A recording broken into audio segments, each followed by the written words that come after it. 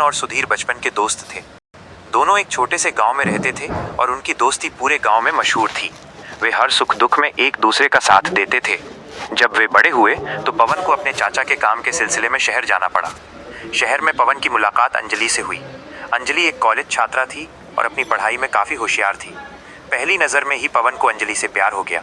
उसने अंजलि से दोस्ती करने की कोशिश की और धीरे धीरे अंजलि को भी पवन पसंद आने लगा।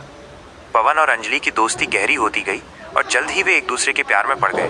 पवन अक्सर अंजलि को अपने गांव के बारे में बताता था, अपने दोस्त सुधीर के बारे में भी। अंजलि भी पवन के साथ गांव जाने को उत्सुक थी। एक दिन पवन को गांव से बुलावा आया क्योंकि उसकी मां की तबीयत ठीक नहीं थी। पवन ने अंजलि को भी साथ चलने को कहा ताकि वो उसके परिवार और दोस्तों से मिल सकें। अंजलि मान गई और वे दोनों गाँव के लिए निकल पड़े। गाँव पहुँचकर पवन की माँ अंजलि से मिलकर बहुत खुश हुई।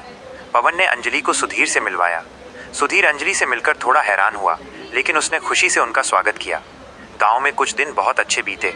अंजलि गांव के जीवन को एंजॉय कर रही थी और पवन के परिवार से घुल मिल गई थी। एक शाम जब पवन और अंजलि गांव के खेतों में घूम रहे थे, तब अंजलि ने पवन से पूछा, तुमने सुधीर के बारे में बहुत बताया था, लेकिन मुझे लगता है कि वो थोड़ा शांत है जब मैं आसपास होती हूँ। पवन ने जवाब दिया, हाँ, वो थोड़ा शर्मीला है, लेकिन बहुत अच्छा इंसान है। एक हफ्ते बाद जब पवन और अंजलि शहर वापस जाने की तैयारी कर रहे थे, सुधीर पवन से मिलने आया। उसने पवन से कहा, मुझे तुमसे कुछ ज़रूरी बात करनी है। पवन और सुधीर अकेले में बात करने लगे। सुधीर ने पवन से कहा, दोस्त, जब तुम शहर गए थे तब अंजलि अक्सर गांव में आया करती थी। उसकी दोस्ती मेरी बहन से हो गई थी। मुझे पहली बार में ही अंजलि से प्यार हो गया था। मैंने सोचा था कि एक दिन मैं उसे अपने दिल की बात बताऊंगा। पवन ये सुनकर हैरान रह गया। उसे विश्वास नहीं हो रहा था कि सुधीर और अंजलि एक दूसरे को पहले से जानते थे।